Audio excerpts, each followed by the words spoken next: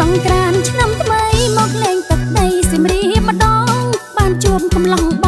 ងអ្នកភូមិព្រះដឹងសាច់ដុំធំធំសំជាកូនខ្មែរណាប្រុងវលាក់ចេះទទួលរាក់ទាំងសំជាបរោះក្នុងក្ដីស្រមៃលងស្នេហ៍បងហើយដកចិត្តមិនរួចទេកំឡោះសៀមរាបក៏សង្ហាម្លេះទេចេះស្មោះអត់ប្រាប់អូនបានទេល្បីភូមិនេះអាកោឆ្ងាញ់ដាច់គេអូនអ្នកភ្នំពេញចប់និស័យបានទេចប់និស័យបានទេចប់និស័យបានទេឆ្នាំនេះជួបត្រឹមម្ដងឆ្នាំក្រោយមិនអត់ប្រហែសកាន់ដៃថ្លៃរកត្រឹមអកកេះរំបាត់អូនស្ដាយកត្រឹមអកកេះស្ដាយកត្រឹមអកកេះតោះរំកត្រឹមអកកេះ